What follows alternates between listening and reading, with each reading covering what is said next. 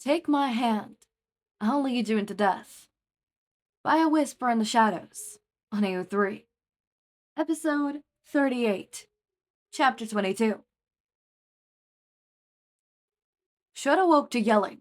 Instantly he was up, and in search of danger. Hand automatically going to his neck despite his scarf being gone. He cursed under his breath, blinking the sleep out of his eyes to focus on the ruckus. The ruckus being Bakugou leaping around like a lunatic, pulling at his jumper and cursing up a storm. What in the world? Motherfucker! What? Bakugou grunted. His arms danced around his body, like he was fighting off a fly. Almost everyone was awake again, watching on in confusion. Was this some type of quirk in action? Baku bro, you good man? Kirishima asked, beerily glazing up at his friend. Bakugou didn't answer, jabbing the back of his hoodie and ripping it off. Something small and red flew out of it. Flitting in the room, Shouta moved quickly to Bakugou's side, crouching next to him. A choke laugh bubbled out of him. That sneaky fucking bird. Bakugou barked, feral grin in place. Hawks' feather flew up from the ground, flying through Katsuki's hair. How? The whole class had seen it by now. Small exclaims of curiosity and excitement floated around. Jumpers. Izuku's. Bakugou explained, pulling it over his head. Hawks was messing with him at the hospital. Must have left him a feather to fiddle with. My only guess. Thank fuck for it. Thank fuck was right. Shouta grabbed the feather and tossed it to Hizashi. Just as it released from his hand, the damn thing flew back, hitting him in the face before flying itself to Hizashi again. Shouta grumbled. Whatever. Hawks could give out about manhandling his shit later. Right now, they needed to let the hero know where they were. Why hasn't it come sooner? Shouta and Hisashi's eyes caught up. Hawks has been overseas. Hizashi answered. He had probably only just heard this. Can his wings hear things? Uraraka asked, peering at the feather. No. Shouta answered, walking around the edge of the ceiling to attempt to find some kind of markings. But he could feel what they feel. Hizashi, Mike's better at Morse code than I am. Can't the feather just leave and come back? Sero asked. Why do we have to tell it anything? In case it can't get out, listener. Hizashi explained, already tapping out SOS sequences, so Hawks understood a message was coming. We can also tell him our stats. None injured, besides Izuku. We're all in the same area, we can't use our quirks. Shouta cursed slightly at the lack of giveaway on the walls. Start looking around your areas. If you can narrow down locations, we could get him here faster. They used portals, though. Hitoshi reminded him. We could be anywhere. Bakugou marched to the shell bars. Then we better start fucking looking. We're near water. Jiro spoke up. I'm almost certain. I've been listening to this noise since we got here, and I think I finally figured it out. It sounds like water moving. Shouta forgets that her hearing was naturally enhanced, with or without her quirk. We're definitely underground. I'm pretty sure there's a lift down a hall somewhere. It keeps opening and closing, and I could hear it going up and down. A slow rhythm clapping interrupted her. Aren't you a clever little hero? Shigaraki strolled from the darkness, clapping in mockery. Dabi trailed behind him, Toga skipping towards Jiro's cell. I'm honestly impressed. Toga smiled widely. Shouta hated he couldn't get to his student's side. What you planning on doing with that info anyways, cutie? Toga sang. It ain't like you could tell any of your pretty heroes to come save you. Shouta forced himself to keep his expression neutral, but his eyes darted to his husband's. They locked. Hizashi nodded to where the League had come from. Shouta just managed to catch a glimpse of the feather before it disappeared. The League didn't hear them talking about the feather. Akio didn't know about the feather. He still had a chance. Shouta prayed to every deity that was listening that Hawks was able to catch something. That Hawks got some message out. He wouldn't give up yet. For his student's sake. For his family. He couldn't. Shouta moved his hand, as subtly as he could. He had his students trained for this. Ever since Bakugou's kidnapping, small signals and gestures to give meaning. Hold on. They hoped they caught on. Hoped it was enough. His students needed to be strong. It's too late for them anyways. Akio's nearly done. Shigaraki said in a bored tone. Done? Bakugo snarled. Shouta grabbed his arm before he did anything foolish.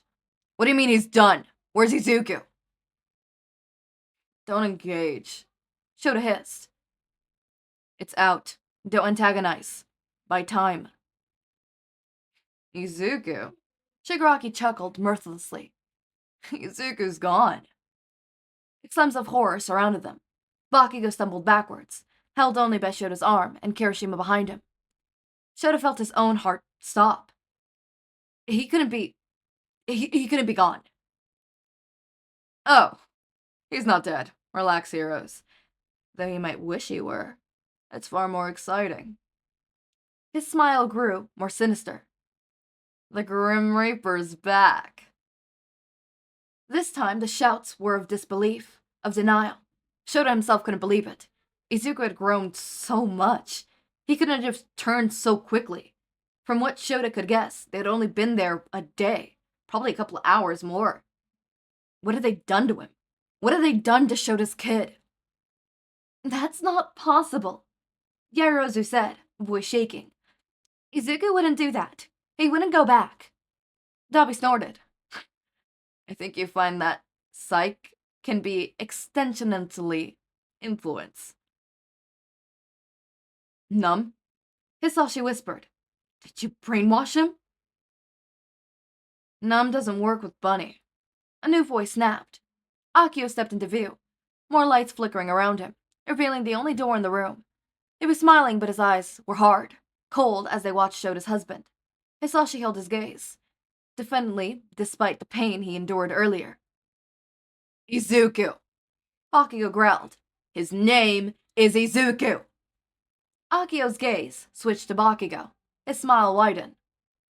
Not anymore. Liar! Shota's heart dropped to his stomach at an airy shout. Hizashi was pulling her tighter in his arms in an attempt to stop her. But it was no use. Zuzu wouldn't do that. He wouldn't leave us. He's not a villain. You think me a villain, child? I am no villain. If I wanted to, I could kill this entire room. That would be villainy. But me? I give mercy. All I want is for a better world to exist. To rid the world of the impure parasites that leech of power and others dispar. Oh, and hurting Izuku? That's not villainy? Shodi growled. Bonnie is a sacrifice I had to make. He understands. He was built to be perfect. Izuku wasn't built for anything, you fucking sicko! Ashido snapped. Shouta cringed. He knew he wanted them to buy time, but the last thing they needed was to antagonize and provoke Akio further. He tried to subtly sign for them to calm down, but he knew it was an impossible task. His students were no longer just buying time. They were well and truly pissed. Bunny knows who he is, who he truly is, knows his purpose. I just had to remind him. Because you're brainwashing him? Bullshit! You brainwashed him. We know you have someone who can do it. I already said, Numb doesn't work with my bunny. Akio snapped again, smile dropping completely. They really needed to calm down. Numb is useful for persuading others to help. There was a pause, nervous energy rising again. Like who? Ayama's voice was small and timid. I have many interesting quirks at my disposal.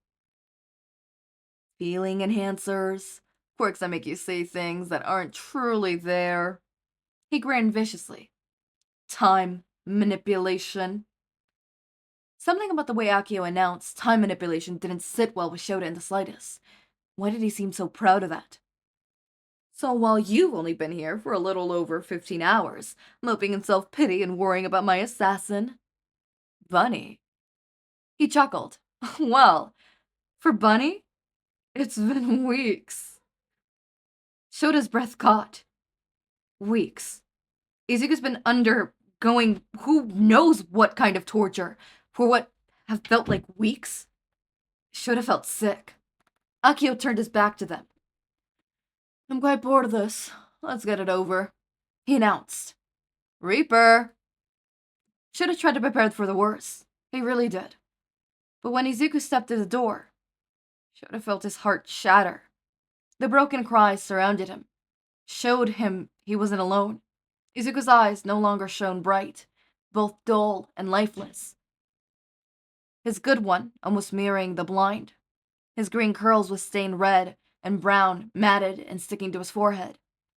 He wore only black plants, scars and bruises covering his bare skin. He was being put on show, paraded shirtless to show the extent of his damage. Next to Shouta, Hitoshi turned away from the sight, walking towards the back of the cell. A quick glance to his husband showed Shouta was in a similar state of horror. Only Hizashi was much, much angrier. A muzzle. They had seen the scars before. He knew he must have been forced to wear it in his past, but seeing it in reality was much different than healed scars. It was on too tight, blood seeping past the edges, drawing on his neck like crimson tears. A collar sat heavy on his neck, red lights blinking from it. Shouta could only guess it was some kind of tracker. He hoped it didn't have similar traits to the chip. In a vain inspiration of hope, Shouta glanced to Izuku's ankle. The monitor was gone, as expected. Probably departed and destroyed the second Izuku landed in this hell. Izuku! Bakugou's call was quiet and broken. He took a hesitant step towards the tells, reaching out his hand before stopping again. Izuku hadn't even glanced at him, at any of them. His focus was solely on Akio's. Now, Akio clapped, grinning widely. Don't you think it's time we had a family reunion?